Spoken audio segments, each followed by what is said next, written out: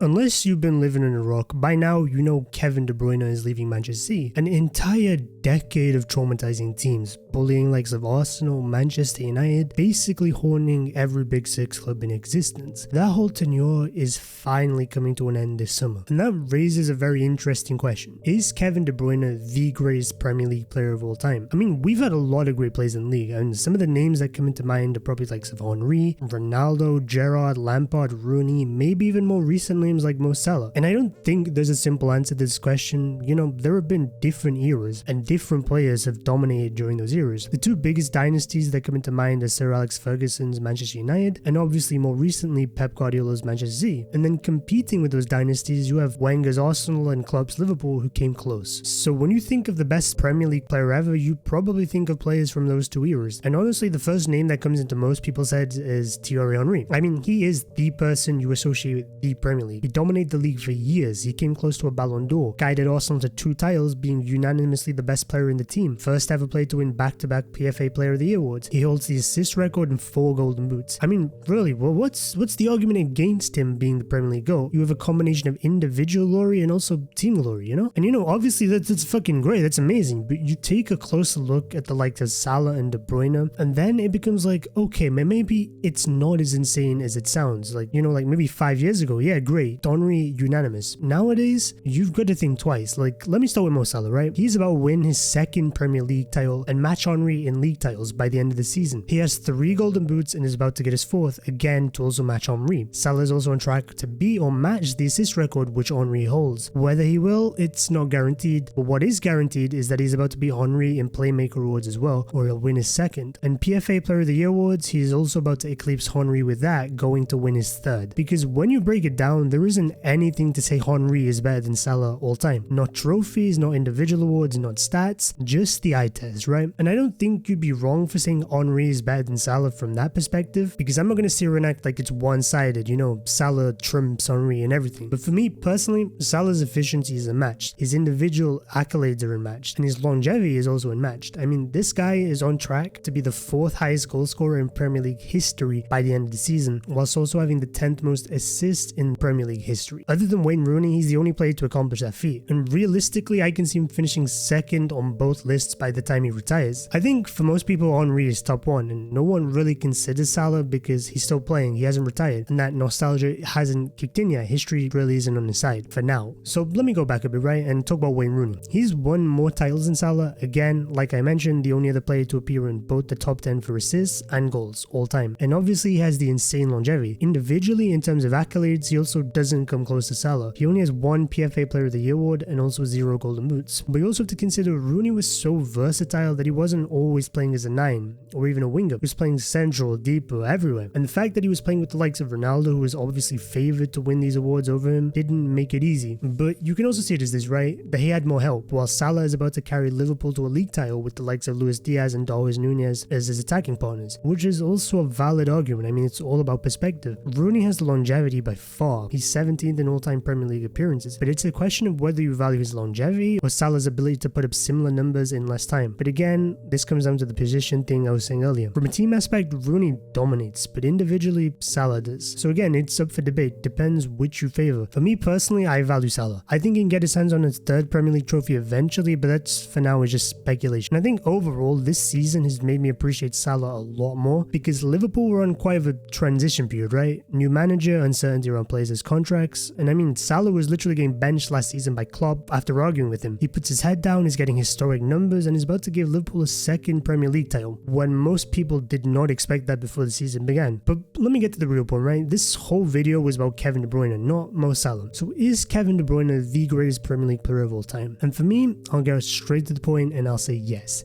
He is. When you consider these things, you have to look at 3 factors: team success, individual success, and longevity. And how I rank these 3 is individual, team, and longevity. De Bruyne has all 3. He eclipses all 3 of Rooney, Salah, and Henry in terms of team trophies, 6 in 10 years, and that is an insane rate. Rooney played much longer and didn't win as many. And yes, City won a league title with De Bruyne out, but they've also had many league titles where it was a De Bruyne carry job. First one that comes to mind is 21-22. At second half of the season, Manchester City just went completely to shit. Like at one point it looked like they were running away with the league, but then everyone just switches off and suddenly Liverpool are on track for a quadruple, with the title coming down to the final day. Kevin De Bruyne comes back from injury and completely saves their asses. He had a ridiculous 15 goals with 0 big chances missed, with the best XG over performance in history. He was creating, he was producing goals, he showed up in the big games against Liverpool, which ultimately won them the title. And if PFA Player of the Year voting didn't end before the season ended for whatever weird reason, after that Wolves performance, De Bruyne probably would have ended up winning it over Salah, because one showed up during the run-in, the other really didn't. And that is the main thing with me between Salah and De Bruyne when talking about all-time best player. They played in the same era, yes, but De Bruyne showed up when it mattered more than Salah. And I think that is the main thing that separates the two. You can make all the funny jokes about how City have a billion-pound squad, you know, they broke 115 fucking rules. But let's not act like Salah didn't play with the most expensive centre-back and goalkeeper of all time at the time. Price doesn't necessarily equate to being good. Just look at United. Even from an individual perspective, right? Kevin De Bruyne has the same amount of PFA Player of the Year awards as Henry, more than Rooney, same as Salah as of right now, whilst also winning the most playmaker awards in history and also having the second most assists in Premier League history. Individually, numbers-wise, underlying numbers-wise, he is the greatest creative midfielder of all time. And after Messi, the second greatest playmaker of all time. With an argument to even be first, but that's a different debate. Everything from individual moments, showing up when his team needs him, integrity to his team's success, with the accolades he has, I don't think anyone can compare. Yes, I think if Mo Salah keeps it up for another 2-3 years, it becomes a closer debate. For now, it's not. People ask, well, why haven't you spoken about Ronaldo? And that's just mostly to do with longevity. He had his best days outside the Premier League, had his biggest consistency outside the Premier League. Yes, his peak in the Premier League is one of the best, arguably the best, but trying to claim Ronaldo as a PL GOAT means it's also valid to argue Rodri is, which is it really? Because